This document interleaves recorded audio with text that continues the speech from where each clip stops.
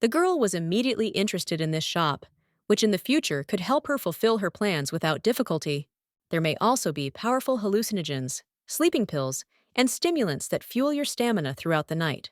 Blaine heard that there is a poison there that supposedly kills. Even though a person is sleeping, he looks like a corpse. The name of the suicide-simulating poison is Sleeping Witch. Bertha thought this name was too ironic. Suddenly, the girl grabbed the owner of the shop by the hand, again asking him to help with her request, because only he could do it. The guy was surprised by such close contact, and therefore could not refuse, asking the client to wait a little. When they left the shop, Bertha turned to Jean, asking if she had taken what they had talked about earlier. The maid sparkled, demonstrating the whistle and answering that if a dangerous situation arose, she would whistle immediately. She also assured that she would call the bodyguards waiting for her near the carriage, after which Bertha left. Entering the stream of people, the girl was lost in her thoughts, asking herself whether he would take her bait or jump off. Suddenly, footsteps were heard behind her, and after that someone called out to her. A smile immediately appeared on the hypocrite. Bertha jumped back, holding out her bandaged hand in front of her, and the man immediately smelled a pleasant aroma. He addressed her again, causing the girl to flinch, after which she was grabbed by the arm and dragged into an alley. Pressing her against the wall, Jacquard said he heard her buy the elixir, thinking it was another suicide attempt. Turning her head away from him so as not to make eye contact, Bertha replied that this had nothing to do with him. However, instead of backing down, the man extended his hand, asking him to give it to him as long as he spoke kindly. Tears immediately welled up in the girl's eyes when she decided that she would act according to her plan to the end. Jacquard began to move closer to her, saying that if she did not give him the elixir right away, he would take it by force. He then stated that she herself provoked such a situation, so she should not hold a grudge against him. When suddenly, he grabbed her by the collar of her cape, after which he sharply tore it off, giving himself a view of Bertha's cleavage. Pulling her towards him, he began to paw her again, but the girl sharply pushed him away, stutteringly asking him not to do this. However, the man only increased the pressure, pressing her against the wall, after which he began to feel her, as if searching her. Meanwhile, Jana, who was standing outside the alley, thought that it was too dark, and because of this, nothing could be seen. Bertha thought that there were many people nearby, and Jean was also nearby, so he should not go too far. There are still things that she still needs to make sure of, so maybe she should wait a little longer. As soon as she thought about it, Jacquard felt for a small pouch and then tore it from Bertha's belt. She wanted to return it back, but the man grabbed her wrists tightly and rather roughly pressed her against the wall. The girl burst into tears, asking why he was behaving this way, because she also knew that Jin was a real devil. Bertha's tears and her words did not make Jacquard flinch for a moment and loosen his grip a little. The heroine continued to say that there was only one way to escape from him, but these speeches did not help. Jacquard turned away, saying that in any case she could not die while he was looking after her. After that, the man left, heading towards the exit of the alley, leaving the girl alone and confused. With tears in her eyes, she looked after him, realizing that in fact Jacquard sincerely loved Bertha. When she cleaned herself up and went outside, a maid immediately ran up to her, asking if she was okay. After all, it was impossible to see anything, so she did not whistle recklessly. Bertha immediately calmed her down. She smiled, saying that her strength was slowly starting to leave her, so she needed to return to the mansion as soon as possible. Looking at the tearful maid, the girl said that she wanted to drink the tea she had prepared, and she calmed down. Cheerfully following her mistress, Jana joyfully replied that she would prepare the most delicious tea and cookies for her. When they returned home, Bertha sprayed perfume on her brush, asking if there was any news from Julia. Jana immediately apologized that she would send a request for a visit again. The girl thought that her friend was very ashamed. She knew that she could not get into the royal guard, but she asked the maid to send requests. The maid's face immediately sparkled and gained confidence as she declared that she would do everything in her power. The next day, Bertha decided to meet with Ursha again, since she again had important business with the sorcerer. Slowly taking her place at the table, the girl apologized with a smile for disturbing him again. Seeing a small bag in front of him, Ursha was surprised and felt a familiar aroma that he did not expect to encounter. This scent reminded him of his homeland, while Bertha said that she simply needed his help. When asked how he should help her, the girl replied that a letter from Bertha's parents had arrived from abroad. It says here that they went to Tatum in order to conclude a big deal that promises big profits. She suggested that this place was his homeland, so he would be able to tell more about this place. Bertha frowned, thinking that if this sorcerer had enough strength to kill the Sultan's wife, then he could help her. She remembered the first time she tried to find him, knocking on the doors of the house, not stopping for a second. At that same second, a guy came out from a neighboring house, asking why she was so noisy in broad daylight. With eyes full of madness, she looked at the guy, declaring that he had no desire to see him, and asked him to leave. Suddenly, Ursha opened the door, noticed the woman, and decided that she was another bounty hunter. However, she behaved very strangely, abruptly rushing in his direction, after which she showed a wanted poster. Rita immediately began to ask if it was him, and without letting go of the door, she declared that she had a huge request for him. And inviting her inside, Ruff introduced himself with his name and the second spark that flared up on the bright sand of the desert. He then inquired about the name of the girl, who simply stated her name, and asked if he was a sorcerer. He replied that if he could fulfill her wish, he would do so, but otherwise he would become a charlatan. Wasting no time, the girl with a doomed look declared that she would soon die, after which she asked if he could save her. Rising from his seat, the guy asked if she really saw him as a doctor, after which he got ready to leave. When suddenly, Rita grabbed his hand, asking if he could then kill a person, out of how many people he could still do. The sorcerer replied that the law of equal exchange operates in the world. In order to kill one, it is necessary to kill the other. Rita replied that she would give him her life, but in this case, he must kill one specific person. Ursha began to ask what his age was at the moment, and how long she thought he had left to live. Thinking seriously, the girl replied that he was now about 40, and thought that he would live for about 20 more years. The sorcerer said that the time she had left was too little. Excessive exchange would nullify any magic. Suddenly, Rita remembered the guest who often visited her, and then asked what about the suicide. Ursha smiled, answering that he had an idea, and it seemed to him that she would also like it. And now Bertha was thinking that she had really made the right choice when she decided to find Ruff. Then she said that Bertha's parents were now in the Tadama Palace and were sharing a meal with the Sultan's wives. However, if he is interested, he can take it and read it. The girl immediately handed the letter to the sorcerer. He asked if she had called him to boast that her parents were in Tadam, or if she had something to do with him. Bertha stated that she needed a drug, but not a simple one. Few people knew about it, and only he could make it.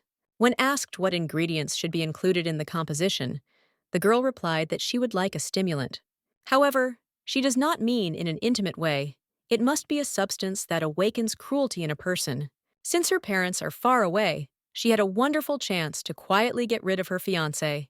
Ruff realized that with the help of this good-natured face, this beautiful lady was going to ruin someone's life. Getting up from the table, the guy asked to send a person to him in 9 days. Then he could prepare everything. Hearing this, Bertha immediately sparkled and smiled, beginning to sincerely thank him for such great help. Holding out the bag, she said that it was a gift. It contained dried dates, cloves, argan oil, and saffron. Smiling, the girl said that she wanted to give him something more significant, but she could only find this. Bertha also said that he is her benefactor, and she promises that one day she will help him return to his homeland. A few days later, Bertha thought that this was perfect weather to ruin someone's life. Jana approached her and immediately began asking the lady about her good mood, which she immediately became infected with. The girl replied that she needed to go somewhere. The maid asked if she would visit the Shade residence. This surprised her, because she still had not received an answer from Mrs. Julia, and the sudden arrival might not be understood. Bertha frowned, mentally asking Jean if she really thought that she no longer had friends besides Julia. She then stated emphatically that she would go to the royal palace today to pay a visit to someone. A couple of hours later, the two of them were already looking at a huge building, the path to which ran through a large area. At the very entrance, they were met by a man who deigned to accompany them and lead them inside the palace. Looking around, Bertha thought that the royal palace would be overly luxurious, but it is quite practical. The knight who accompanied them said that the administrative building was located in that distant building. Suddenly, Jana noticed a familiar person, after which she called out to the mistress so that she would also pay attention. An embittered Julia walked towards them, thinking that she was angry because she did not get a place in the guard. Also, Captain Todd did not come out after sick leave, although he must name the reason for her disqualification. After all, she was already screaming at the top of her lungs to the ugly duckling Bertha that she had practically joined the royal guard. At that same second, the girl heard a familiar voice, because of which she froze and began to slowly turn around. Bertha said that the goddess sent them a blessing, since they encountered her like this, and in such a place. Julia replied that it was an amazing accident. Bertha said that she saw her leave the guard corps. Beaming, she added that she was most likely there to see her new workplace, which was amazing. Confused, Julia asked Bertha to speak more quietly because they disturb other people with their chatter. Starting to wave her arms, she decided to change the subject, asking what business she came to the royal palace for. Bertha replied that she wanted to see her groom, because she seemed to be slowly beginning to feel sympathy for him. Julia immediately wished her a good time with her groom, and she turned around, deciding to quietly sneak away. Grabbing her hand, Bertha said that she was truly magnificent, and that she had succeeded entirely thanks to her passion. And now she is an officer of the royal guard. Julia mentally asked her to stop chattering like that. After all, if you lie about the fact that you work in the guard, severe punishment will be applied to you, and this is a shame. And while Julie nervously asked her friend to let her go, she drew attention to the knight passing by them. Drawing the girl with her, Bertha asked him if he was a member of the royal guard. He answered in the affirmative. Suddenly, she announced that he would soon be working with her friend, simultaneously asking him to take care of her. Next to her now stands Dame Julia. In the near future, she will be enlisted in the royal guard. Unable to bear it, the girl pulled away from her friend, asking her to stop, and said that she had not passed the selection. Bertha was feignedly surprised, answering that she did not know, then clarified that that was why she did not answer her requests. Julia replied that that was not the case. She was a little busy, but now it was time for her to visit her fiancé. Looking at her friend unfolding, the girl with a smile invited her to drink tea together later. Bertha happily thought that her soul had become very light, but now it was her pervert fiancé's turn. A few minutes later, two girls approached the knight, asking if the administrative building was located here. Bertha explained that she had come to see the deputy director of the administrative building, Jean. The smiling guy replied that the deputy's office was on the 4th floor, so he would accompany them. The girl responded with a smile, politely refusing, explaining that she could easily find her way herself. When she moved some distance away from him, the smile immediately disappeared from her face, replaced by coldness. Meanwhile, the genie, who learned about Bertha's arrival, asked himself what wind had brought her here. After all, last time in the mansion, and recently she had become unusually active, which aroused suspicion. He believed that the stupid girl did not understand at all what was good for her, and continued to stubbornly reject him. Having reached the desired room, he opened the door, seeing a lonely bride sitting inside, waiting for him. He asked with a smile what happened since she decided to come here, and he was very happy to see her in front of him now. Smiling awkwardly, Bertha replied that she was grateful that he deigned to spend a little time with her. I thought that she had changed a little, but still she looked like herself, and there were times when she pretended to be innocent. When the groom took his place opposite her, the girl said that the aroma of tea was incomparable and offered to pour it for him. Jin replied that he would do everything himself, after which he picked up the teapot and began to pour the still hot tea. When he asked what happened, the girl began to cry, and he asked not to behave like that and to tell everything. After all, he must know what happened in order to help her. Bertha replied that she couldn't do this anymore, and it was very difficult for her. Then she raised her tear-stained face, loudly asking to let her go, because she could not stand it anymore. Jin sighed, because he had heard so many times that she did not want to marry him that he had long lost count. She asked him to tell her something, but the guy only thought that she was annoying him with these antics. The man tried to calm her down, saying that this was an important alliance that did not depend in any way on their decisions. When asked why he was so cold, he replied that he had told her several times that this was not their decision, but a union of families. Continuing to sob, Bertha asked how important his family is to him, because he couldn't let her go, even though he didn't love her. Through tears, she glanced at the groom, who was sitting calmly and sipping tea that contained the medicine. It was this that she poured into Gina's tea, simultaneously remembering the conversation with Ursha about what this elixir should do. After all, now that her parents are far away, she has a great chance to get rid of her fiancé once and for all. Bringing him to the point of attempting to abuse him is too trivial and obvious, so it's worth being a little clever. Jin asked with irritation if she thought that he did not love her, because his bride was so beautiful and charming. Bertha did not expect to hear such an answer, and the guy said that he was hurt, that she did not perceive his feelings. Then she asked why he forced her to kiss Baron Jacquard, and why he threw her into the arms of another. Her voice became a scream again when she asked if this is what a real loving groom should do. There was clearly expressed irritation on the guy's face when he asked Bertha not to go too far and calm down. With trembling hands, he reached for the teapot, thinking that today she was determined to finish it. Pouring another cup of tea and practically drinking it in one gulp, the girl thought it was time to end this conversation. Placing her hand on her chest, she declared that she knew everything, namely, the real reason why he behaved this way. Jin immediately asked what she was talking about and why she was saying some strange things today that she had been silent about before. With a disdainful expression on her face, the girl said that his problem was that he was small. This statement stunned the guy, who could not understand whether he really heard exactly that. Bertha jumped up, shouting that she saw everything. He asked his friend for help, because he himself was not able to. Clenching his jaw tightly, the genie felt anger wash over him as he asked what she just said. To deliver the final blow and drive him crazy, Bertha shouted that he had little dignity. As soon as the last word came out of her mouth, Jin jumped up and immediately gave the girl a rather hard slap in the face. Unable to bear it, the guy shouted that she herself was to blame for this. Such a statement stunned the lying girl. Heading towards the exit, the guy asked her to watch her language in the future and not start a conversation about it. Slamming the door loudly, Jin stopped, telling himself that this woman really didn't understand words. Meanwhile, Bertha went to the mirror, thinking that although his gait was unsteady, his fist was heavy. Even after drinking a stimulant, he limited himself to this. He truly has nerves of iron, which was to be expected. I went down to the first floor. The girl stopped on the stairs, thinking that even the sky was especially beautiful today.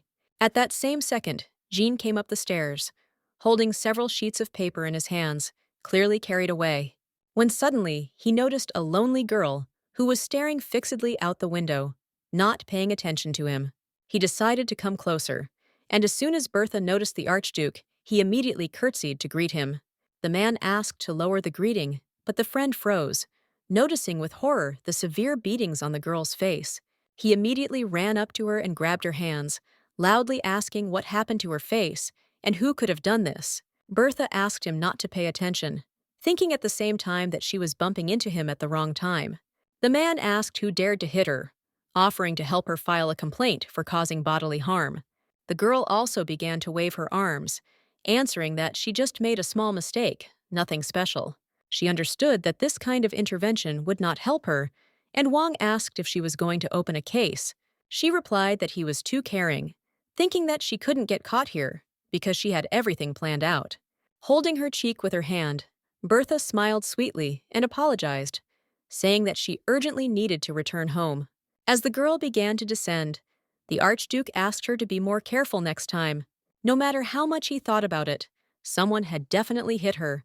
But the question arose as to who dared to do it.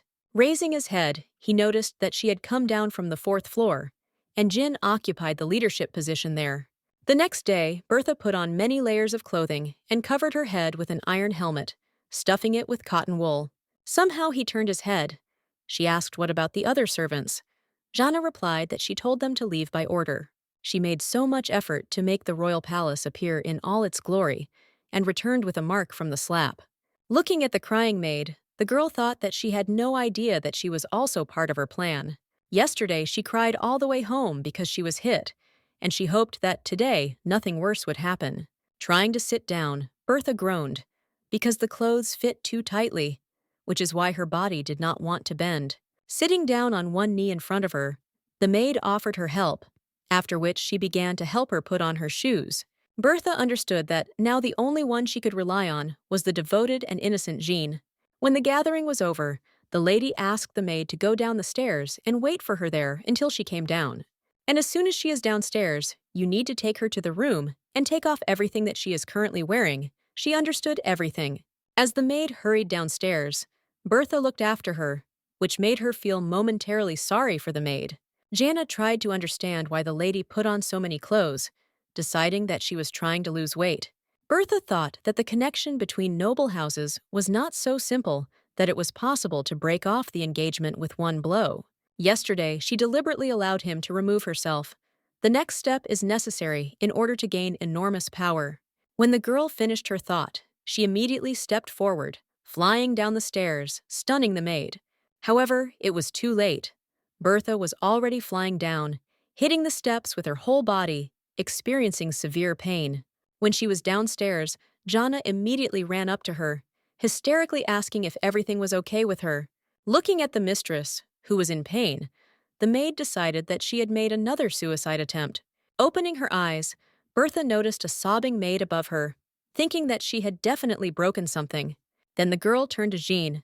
Remind me that now she must do what she was ordered. While raising the mistress, the maid said that if she had broken something, then moving around without permission was a bad idea. Bertha thought that there was logic in her words. She could not carelessly mutilate a body obtained with such labor. Squeezing her hand, the girl felt that it hurt and tingled here and there, but it seemed to her that nothing was broken. Rising with great difficulty, Bertha declared that everything was fine with her, so she could carry out the order. Having raised her mistress with difficulty, Gianna asked her to be patient a little longer, after which they headed to her chambers. Having laid the wounded girl on the sofa, the maid felt her for injuries, but found nothing. Bertha asked her to take it all off. Jean first took off her helmet, which made the mistress dizzy. The girl again turned to the maid, asking her under no circumstances to do anything like compresses and ointments.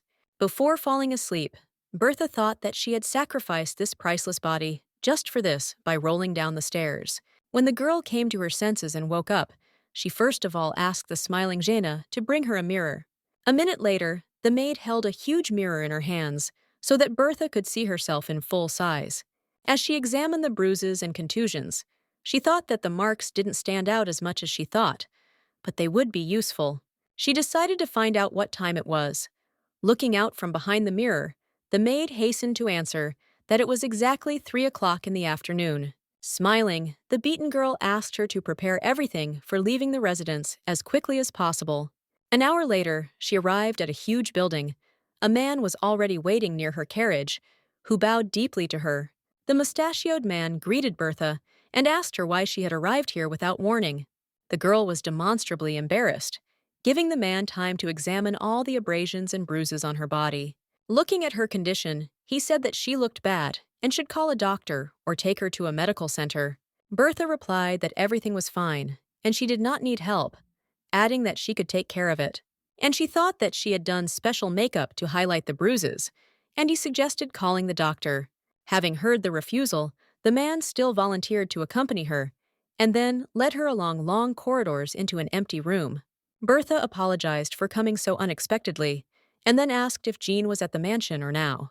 He replied that the gentleman was in the palace, and he would immediately send an urgent message about her visit. She deliberately arrived at a time when he was working, but still thanked the butler for it. Before the man had time to walk out the door, Bertha decided to ask if it could be that Baron Jacquard was here. When asked whether to call him, a slight smile immediately appeared on the girl's face when she gave an affirmative answer. A few minutes later, Jacquard stood in front of the door where Bertha was. I don't know what he would say to her. He remembered Jin saying that she really annoyed him. She didn't even need to drink alcohol to do it. Because she is in a state of intoxication with her own misfortune, you will not find such an empty head anywhere else. He didn't understand how you could moan so much because you were marrying not for love, but by family agreement. The genie then approached Jacquard with a smile on his face, asking him to satisfy her properly instead of him.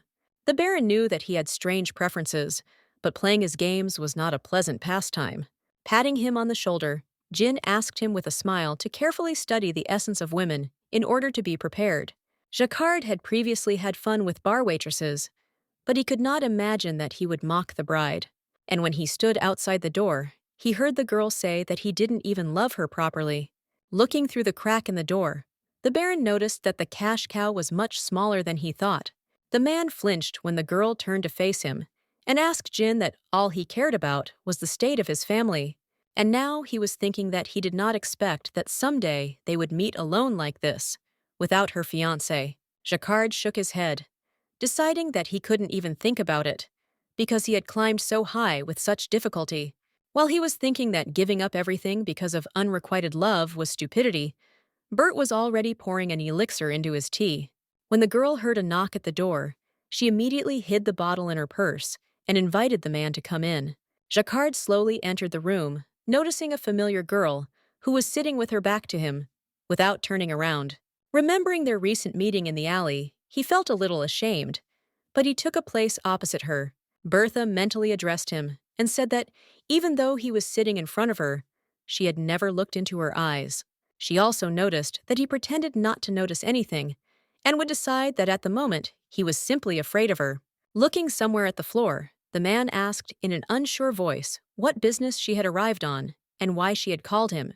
Bertha apologized for calling him, but she definitely needed to tell him something right now. He asked to speak quickly because the gentleman will return soon, so he must quickly leave this room. The girl put a cup of tea in front of him, offering to drink at least one while he listened to her carefully. With an uncertain movement, he took the cup, thinking that he should quickly drink and leave before Jin returned. Bertha carefully watched him drink, but there was no emotion on her face about it. Jacquard asked her to speak faster, and at the same second he looked at her, noticing his shock at seeing the beating. The girl began to sob, asking to return the poison to her, albeit in this way, but she would still be able to escape from Jin. Jumping up from his seat, the man immediately grabbed the girl's hand, asking what it was, pointing to the bruises. Pushing the fabric of the dress aside, examining the abrasions, he immediately thought that this did not look like self-harm. At that same second, Bertha forcefully pushed Jacquard away, declaring that she was in great pain and wanted to break free from his grip. Suddenly, he approached her and grabbed her chin, asking with anger in his voice what happened to her. Tears began to roll down his cheeks again as she asked if he was feeling better, asking him to return the medicine. The girl clarified that whether she dies from his beatings or from poison, nothing much will change for him specifically, because he is not even a real knight and is not able to protect anyone. These words hit Jacquard hard. Baring his teeth, the man thought that he had treated the young lady like a courtesan, and this man was her fiancé. Still in the man's tight grip, Bertha thought that the effect of the drug was finally beginning to show. Removing her face from his grip, she again asked to give him the poison before he returned, so that Jin would not notice. When suddenly she approached him, kissing his chest and leaving a lipstick mark on his shirt, making him shudder. Then the heroine said that if Jin hit her again, she would not be able to bear it anymore. The guy trembled. Suddenly, Jacquard turned around, under the video to the table, and drinking the rest of the tea, saying that he had fulfilled his promise. After that, he declared that he would now leave her, and then headed towards the exit, feeling how anger was consuming him. Walking down the corridor, he tried to understand what happened to him, because he lost his temper, which was so unlike him. He decided to go outside and get some fresh air, but at that same second, Jin came out from around the corner. The brunette immediately asked in surprise why he came out from there, because it was in that direction that Bertha should be. It dawned on him when he noticed a lipstick mark. Then he asked that he had already touched it. Jin then asked how he dared to touch her with his dirty hands, without the master's permission. Clenching his fists tightly, Jacquard slowly and threateningly asked if he had recently hit Miss Bertha. Smiling maliciously, the guy replied that she behaved too impudently, and he taught her a little wisdom. Jean immediately asked why the Baron suddenly felt sorry for her because he hit her, and for good reason. He became active when he found out that she was beaten, and it turns out that mocking her is normal, but beating her is a pity. He then stated that Jacquard was his dog, so he should know his place and obey his master. The brunette wanted to say something else, but did not have time. noticing only a fist that was flying very quickly towards his face. Jin did not expect that his subordinate would use force against him, so he did not have time to prepare for the gate. Seeing that the gentleman was being beaten, the other knights shouted in shock that they needed to protect him and drag that scoundrel away. Watching this, Bertha could not even imagine that he would go so crazy that he would start beating the master. She decided that there was no need for her to go out there, and she was left to watch as they tried to stop Jacquard. From what she sees, he'll be heading to the afterlife before he even lifts a finger. Entering Jin's room, she continued to listen to the hubbub, deciding that the commotion, it seemed, would not subside soon. Since the Count is the Marquis's right-hand man, with a little search she might find something useful. Entering his bedroom, she found some rather hard pleasure toys, and a satisfied smile spread across her face. Perhaps she will find something interesting in his room, because she needs to get at least something incriminating. Suddenly, her gaze lingered on the flowers, because usually nobles put only effort into the interior decoration of the house. And they want to say that in the bedroom of Jin, the heir to the Count, someone would dare to put drying flowers. When she tore them off, she again heard how outside they were still trying to pull Jacquard away from the master. Bertha decided that she should go out quietly before it was too late, and no one caught her. Having soaked the handkerchief in water, the girl immediately blotted her eyes with it to create the effect of flowing tears. When Jacquard was finally able to be restrained and pulled away from Jean, the Count's heir's face was completely covered in blood. However, the Baron was still full of rage, continuing to wave his fists towards the gentleman, who was no longer breathing. Suddenly, he heard the familiar voice of a girl urging him to stop and not let things get to that point because of her. Bertha ran up to him and touched his chest, again asking him to stop. This helped to cool his ardor a little. After a few minutes, the man completely relaxed, while the knights ordered him to be tied up quickly. When suddenly, Jacquard was abruptly thrown to the ground so that he could not escape or attack their master again. A few days later, Bertha stood in front of the mirror, examining her body, and noticed that the bruises had almost disappeared. In such situations, it is unprofitable to have an overly healthy body, but now it is a necessary necessity. It's a pity that she couldn't bribe the investigators to come to get evidence, because they lack flexibility. At that very second, Jana ran up to her, asking the lady to hurry up, because she had to be in time for court. The girl asked if the maid had prepared mourning clothes, but she hesitated in response, because she had not asked anything before. After all, she could not even imagine that her fiancé would die in such a way, even on the eve of the wedding. Turning around, Bertha sharply replied that she had no idea either, after which she began to look at the dresses. She decided to wear a dress with sheer sleeves, applying makeup like last time, highlighting her bruises. While the maid began to work on the dress, Bertha asked if there had been any messages from the parents. Jana looked at her in surprise, answering in the negative, because after that letter they did not send anything. Not only did their daughter's fiancé die, but they were also summoned to court as a witness, and they remained silent.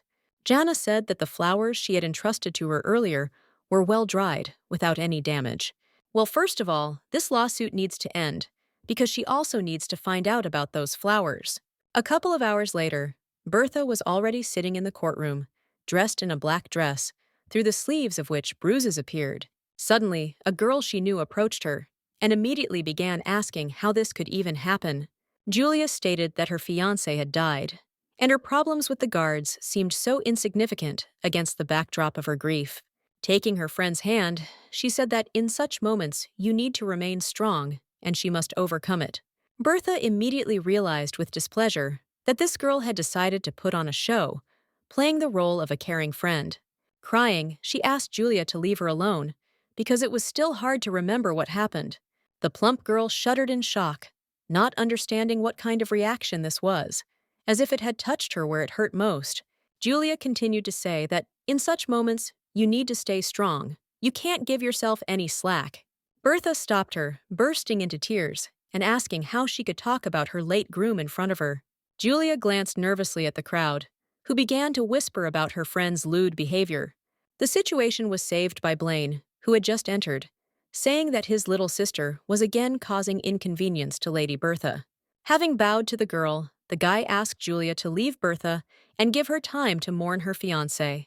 Turning around, Blaine looked at her, initially thinking that she was an unusual woman, when he suddenly noticed something. Turning her face in his direction, she smiled. Then he realized that she had personally dealt with her fiancé. Meanwhile, people in the hall asked each other if they saw the bruise.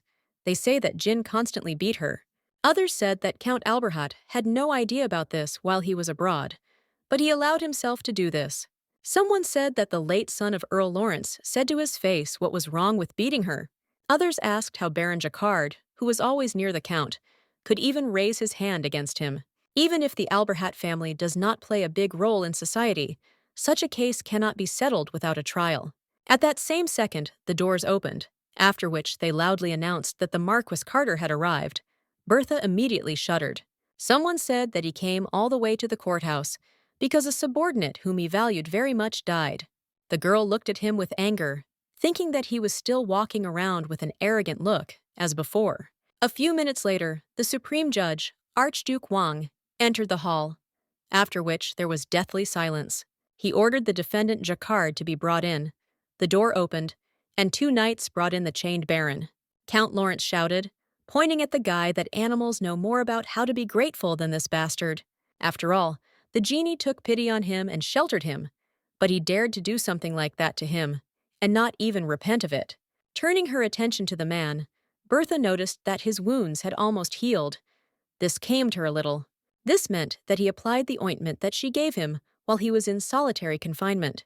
They put a note through the door saying that if he accepted her offer, he should turn the corner. The note said her name, so the man glanced in her direction, but she no longer looked at him. The judge turned to Jacquard, listing his personal details, demanding his confirmation of a complete match. Bertha thought that when she came to an agreement with Jacquard, all that remained was to observe the situation. The defendant listened to all the information about himself, after which he indicated that everything that was said was absolutely correct. Wang continued, saying that on the 8th, the month of Anemone, at the Earl's residence, the accused attacked Jean Lawrence. Since the motive was compassion and admiration for the victim's fiancé, this constitutes murder. The judge asked if the defendant admitted the charge.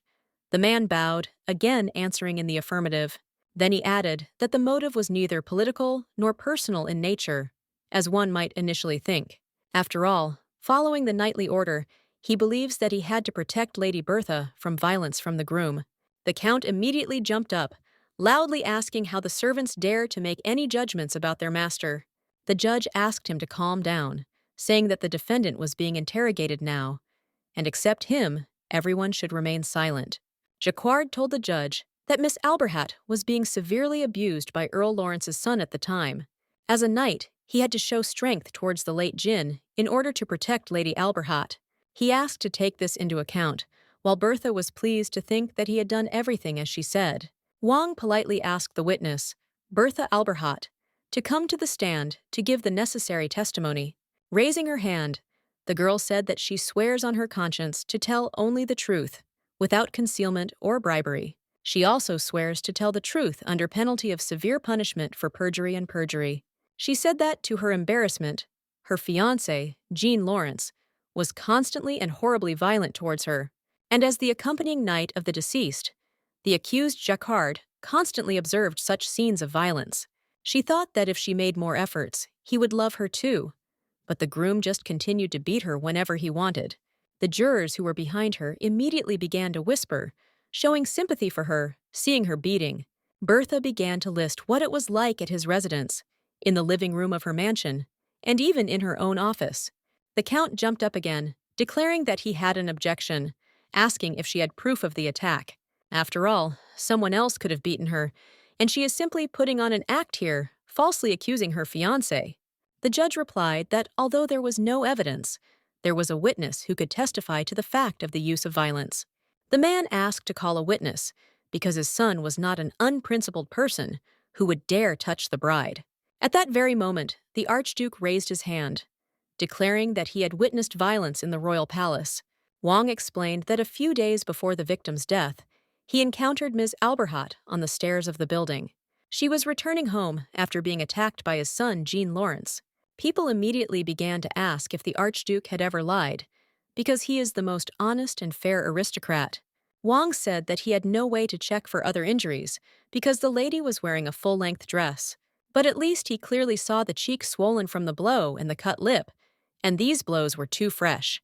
Bertha could not imagine that that seemingly ill-fated meeting could turn the situation in her favor. Raising her hand, the girl asked to listen to her, after which she stated that she wanted to invite one more witness. This man was my Lord Blaine Shade. When the name was spoken, Julia, who was sitting next to him, looked at him in shock. Rising from his seat, the guy slowly walked towards the podium. Berta also gave him her place, giving him the floor. With a permanent smile on his face, Blaine began to say that Lady Bertha was the best friend of her little sister Julia. Therefore, he often had the opportunity to talk with Miss Alberhat, who often visited them. During one of these visits, he noticed a bruise on Lady Bertha's wrist, as if a grown man had grabbed her. She tried to hide her fiancé's flaws, but eventually the truth came out, and they are all here. Although the bruise that the girl showed him then was left by Jacquard, it happened at the suggestion of Jean. When the guy walked away from the podium, he smiled again, thinking that he had paid in full with his testimony. Startled, the judge asked the count if he had any objections to the above testimony. Hearing a negative answer, that the truthfulness of the words of Bertha's witness has been proven, so she can continue. She said that after he hit her and demanded she leave the palace, she hoped to break off the engagement. But he did not meet her halfway. Then she decided to pay a visit to the Lawrence residence and asked to call the Baron. Wang asked her to give a more detailed explanation as to why she decided to meet with the Baron separately. She replied that since he was an honest knight, she believed that he would help her prove the reason for breaking the engagement. Wiping her tears, the girl thought that he was no knight. He was a freak who served another freak. Then she said that he refused. The Baron said that he was afraid of tarnishing the honor of her fiancé with such actions. The judge asked why the servant suddenly attacked Sir Lawrence with his fists and beat him half to death. Bertha continued, saying that at that moment, Jean entered the room and found them talking alone. When he saw them together, he called her a woman of easy virtue and used violence, and the Baron wanted to stop him. Jacquard left the living room to call the servants, but Jean chased after him and hit him in the face, trying to stop him. He said that if she behaved like this here, he would immediately order other men to dishonor her, and he added that she would walk in circles until there was nothing left of her. Bertha immediately began to cry. From the last story, everyone sitting in the hall was shocked and horrified, unable to believe their ears in such a statement. The jury immediately began to whisper, asking whether the son of Earl Lawrence had really said something so disgusting. The Archduke began banging his gavel, demanding silence, explaining that the trial was not over yet. Bertha continued hesitantly, saying that at that moment the Baron lost control of himself and could not restrain himself. Everything happened only because he tried to save her, and she believed that Baron Jacquard was a real knight. Therefore, she asked to take into account the pain brought to her and to be more lenient. But the Count was not satisfied with this. He asked how she could stand up for this scoundrel after spreading such lies about his son. Without holding back his emotions, the Count shouted that she had conspired with Jacquard, so together they were able to kill his son. Through tears, Bertha said that from swearing to aggressive behavior, he behaves exactly like his son. The man could not believe that she was going to act like this until the very end in order to denigrate him. Minutes later, the court announced its decision based on self-defense against the actions of victim Jean Lawrence. For the desire to protect the lady because of the knightly oath, the Osland court is already ready to pronounce a verdict for the defendant. The Archduke loudly announced that the defendant, Jacquard, would be sentenced to 20 years in prison. When the trial ended, everyone began to go out into the street, when suddenly the chief judge noticed Bertha standing alone. He remembered that her parents were also not in Osland now, so he felt very sorry for her because of everything that had happened. When suddenly, literally for a second, he noticed a satisfied smile on the girl's face that flashed through the tears. The man froze and then shuddered, trying to understand whether it was all his imagination, but he clearly saw a smile. Bertha thought that intervals of 20 years would be enough for Jacquard to think thoroughly about his actions. Meanwhile, the Archduke, who was looking after her, decided that he should watch her a little more carefully. Sitting in the carriage that was heading home, the girl thought that only the butler remained to get rid of. Suddenly they stopped, after which the drivers opened the door, saying that one carriage was blocking their path. When asked who it belonged to, the guy replied that it belonged to the Marquis Carter, thereby making the girl shudder. She tried to understand why the Marquis targeted Bertha, thinking that he had guessed that she was actually Rita. She replied that if that person wanted to talk to her, he should deign to come to her carriage. Slamming the door, she said that the guest was not so impudent as to say that she should come to him. A couple of minutes later, the Marquis slowly walked towards the girl's carriage, while the driver bowed low to him. When the door opened, the man asked if she would mind if he sat in her carriage for a moment to talk. Sitting down opposite the lady, the Marquis said that her testimony in the courtroom left an indelible impression on everyone. He could not even imagine that Jin had fallen so low, because he was responsible for not being able to keep track of him.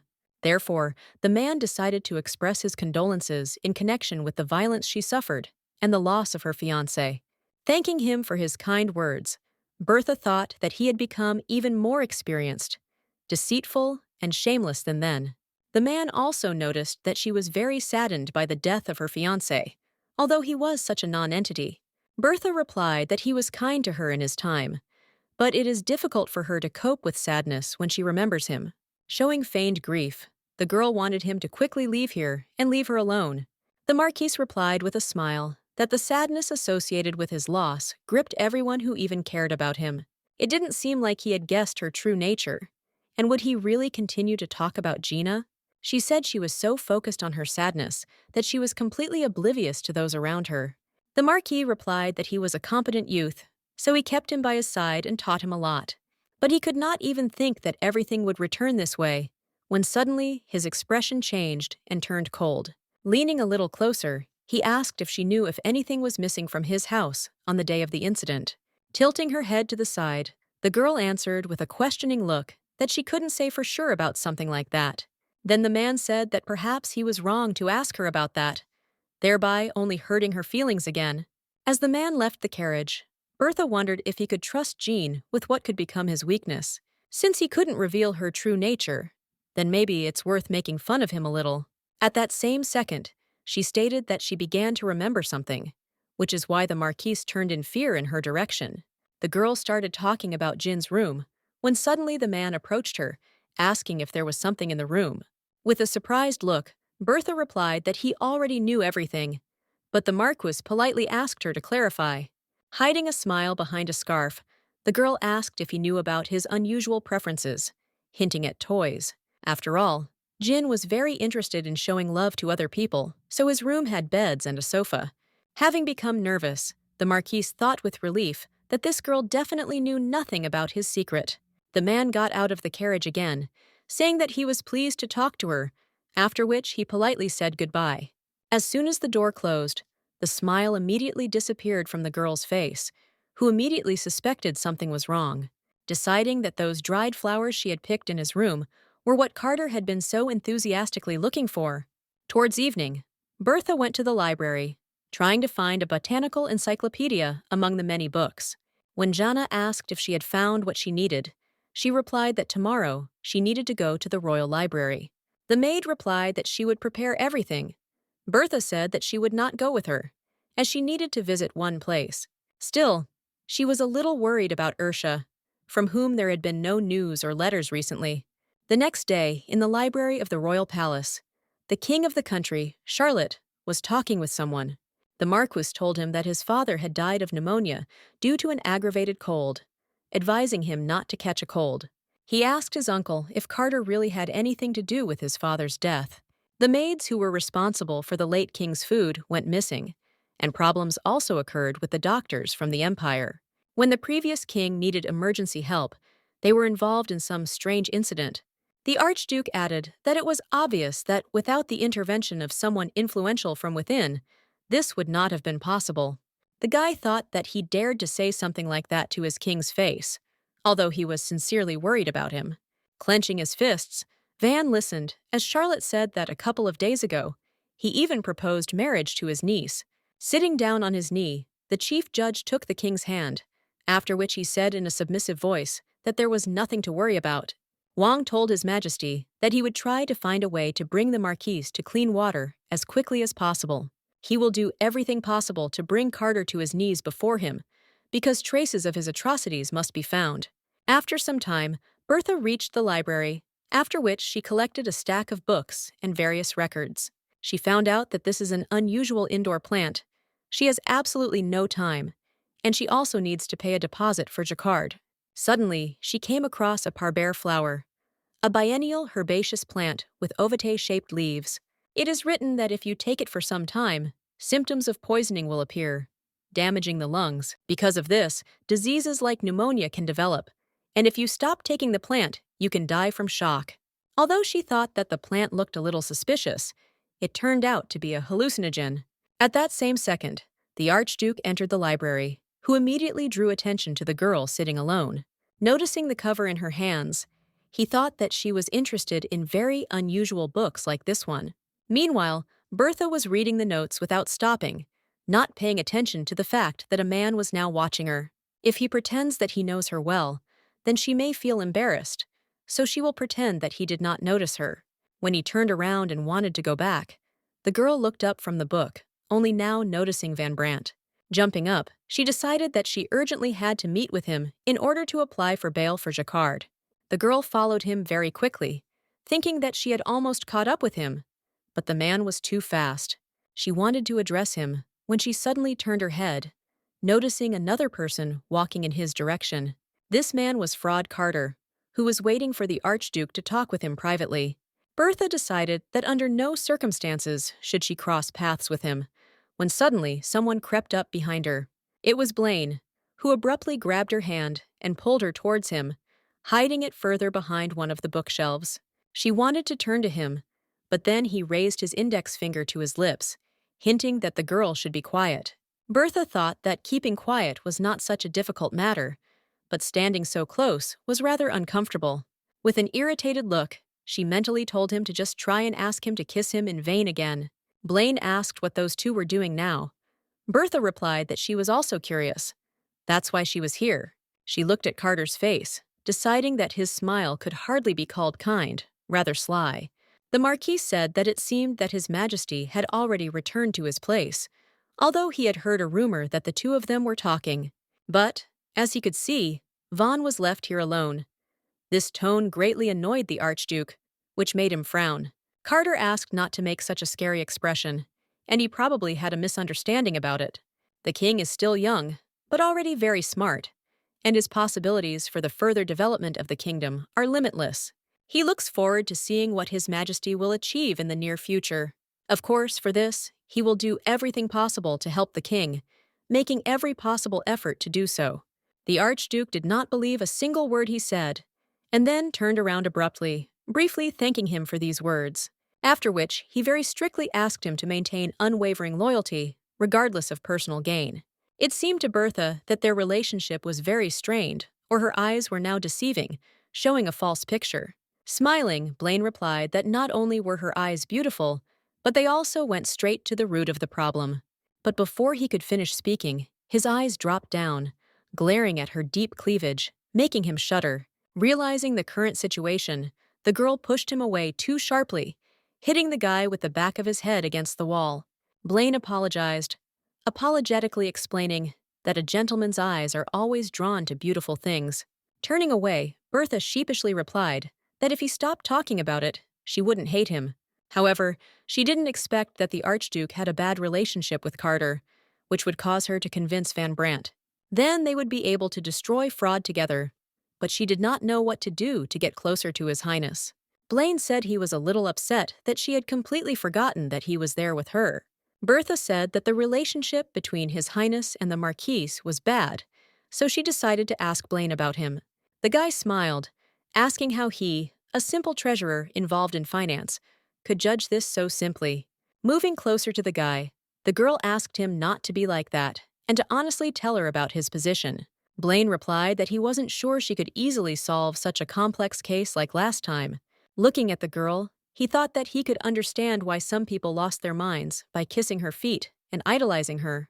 Having asked her to come closer, the guy hugged Bertha, after which he began to inhale the aroma of her perfume, frozen in place. The stunned girl pushed him away, asking what he was doing, asking him to take it a little more seriously. Having calmed down a little, the devil said that, to be honest, he really liked this alignment of events. The two beasts fight each other, and they have no time to turn their gaze to their duchy of shade. When asked which side he would choose, Blaine replied that he was a nobleman, but he did not really like such battles. However, if it is necessary to make a choice, he will prefer the side on which the beautiful lady will be. With a dissatisfied look, Bertha replied that he said that, as if he knew that she would definitely choose someone's side. All her exquisite feelings and impulses still remain a mystery to him, even though she looks pitiful, but he was sure that deep inside her there was a real lion hidden, which would soon burst out. Suddenly, the guy concluded that she never pays attention to uninteresting prey that looks like him. So, in order to attract her attention to himself, he must at least be a very experienced and cunning beast. Late in the evening, when Bertha returned to the mansion, Jean helped her take off her dress to change into pajamas. Remembering what happened to Blaine, she asked the maid to throw away the dress, as dust had settled on it. She then asked if the maid had brought the person she was talking about, to which she received an affirmative answer. Bertha praised Jean, asking her to call the butler when she left. She accepted the order with a joyful look. The maid immediately headed for the exit, while the girl watched after her, thinking about the upcoming dialogue. A few minutes later, Ian entered her chambers. It was clear that he was a little tense and confused by the sudden call. Judging by his pale face, we can safely say that the neglect operation was a major success. Usually they start getting rid of the weakest, but she did the opposite. And now she was deciding what to do with him. She said that in the courtroom, she saw with her own eyes the fate of the dog that bit its owner. He's probably wondering when the young lady who was just crying over her fate managed to change so much. Yang tried to apologize. The girl replied that she didn't understand this well, but his apology was worthless. She decided to ignore him completely, choosing to immediately push her limits and show her power in front of him. Bowing, the butler apologized again, hoping that he could avoid some kind of terrible punishment. Bertha asked if it would be better not to do something for which he would later have to apologize, since he was so sorry for what he had done. Pictures of memories immediately appeared before her eyes when Young first decided to help her relax a little. Then he looked self-confident, and his smile inspired fear and horror. But now everything was completely opposite. And now he apologizes for the fact that, if she had gotten married, she would now be walking around the hands of men, including him. She understood that if he was kicked out of the mansion, everything would be over for him forever, and his life would go to the bottom. Without a letter of recommendation, it will be impossible to find a job in another aristocratic family and forget about it. The guy replied that the owner would be unhappy if he found out about what had happened, but the girl pretended not to hear him. Lowering his head, the butler humbly asked the lady to reconsider her decision about his dismissal. With a malicious smile on her face, Bertha replied that she couldn't hear him at all, repeating that he was fired and could leave. Unable to bear it, Yang screamed, in response to which the girl jumped up, loudly asking who he dared to raise his voice to. With a quick step, she walked towards him, grabbing his chest, thereby showing that she was the mistress of the house. After all, it was his job to make sure her engagement wasn't accidentally broken. But that wasn't the case now. With a wide smile on her face, the girl screamed that her fiancé, who was a complete waste, had turned to ashes forever. And since his relationship with the Earl Lawrence family is broken, now he will be absolutely useless to them. Even if he kneels down and crawls like a dog, his actions are unforgivable, and he still dares to appear. Then she decided to see what would be easier, to get rid of the family's own daughter, or to get rid of the worthless butler. The girl walked around Ian, finishing her speech, at the same time giving him time to think about the question she asked. As soon as Bertha took a step away from him, the guy suddenly dropped to his knees, lowering his head in despair. In a stuttering voice, he turned to the lady, slowly crawling to her feet, deciding to beg her forgiveness. Lowering his face to her feet, Ian declared that he was wrong, after which he began to beg her to have mercy on him. He then said that he did it because he dared to love her, and thus tried to show feelings. This was the only way an ordinary butler could do it, because he didn't know any other way, so it all happened that way. Suddenly, the girl threw the guy to the floor, putting her foot on his stomach, applying slight pressure, thereby stunning him. With a smile on her face, She began to ask if he did this out of love, and what was still wrong with his head. Ian was scared and shuddered when he saw her expression, because he understood that he had acted wrongly towards her. Bertha said that if he loved her, then, contrary to the orders of the groom, he should have come to her and told her everything. Otherwise, that disgusting offer to share her bed had to be rejected once and for all. The butler trembled, and tears welled up in his eyes when he told the lady that he was then in despair and confusion. People of noble birth line up in front of her, so he couldn't refuse the offer. Bertha kicked him hard in the stomach, loudly asking him to stop making excuses, because he had already made his move. Clasping his hands, Ian said that he had made a big mistake, and now he begs to be allowed to continue being with her. With disbelief and disdain, she asked if he was really willing to do anything for this. He smiled guiltily, agreeing with her, saying that he would do absolutely everything she wanted. Grabbing him by the hair, she said that if he wanted to prove his devotion, then she would give him such a chance. The guy was sincerely happy, asking her to order anything, and then began to ask what was required of him. She asked him to go out and receive severance pay from Zana, then go to Tadam to her parents. And after he checks how her parents are doing, he will return here. Such an order stunned the butler. Bertha added that then he must tell everything he saw, without missing a single, even the slightest detail. After all, no matter how busy they are with the development of the business, isn't their attitude towards their daughter too dismissive? There was clearly something wrong here, and she needed to find out as soon as possible about the true attitude of her parents. Ian asked if he would receive forgiveness if he followed the order. Bertha replied that she would write a letter to her parents. Hearing an affirmative answer, the joyful guy said that he would immediately go to Tadam and convey her message. He clarified that he would also be sure to check the current situation of the Count and Countess, then return to the lady. Letting go of his hair, she asked him to leave. He immediately thanked the lady for the chance. With an ambiguous smile, he added that he would never disappoint her, after which he hurried to carry out her order. An hour later, another guest entered her chambers, whom she had been waiting for a long time, and was now ready to receive him. She handed over some of Ian's hair, asking Ursha, who had changed his appearance, if this would be enough for him. The sorcerer replied that even with just one hair at your disposal, you can cast a very powerful spell. She will not be the condescending idiot who lets a dog go off leash after it has bitten its owner. To some extent, this can be seen as a natural precaution for confidence. Rough Eye said that Ian would soon be struck down by a desert endemic disease with symptoms of cough and fever. As he gets closer to Thadam to complete the mission, the better he will feel. But if Yang goes to some other place, his condition will worsen and he will soon die. Bertha asked if there was any problem with his name now that he was the new butler. She offered maximum strength to disguise him. It would be funny if everything was revealed just because of one name. The guy decided to use a pseudonym to hide his true identity. It would be nice to call him Ian. This arrangement satisfied the girl, after which she called him by a new name, adding that she was counting on him. After 2 weeks, the Archduke was in his office, carefully studying various documents and papers. Right under his windows, he noticed a lonely girl who was enthusiastically pulling out weeds.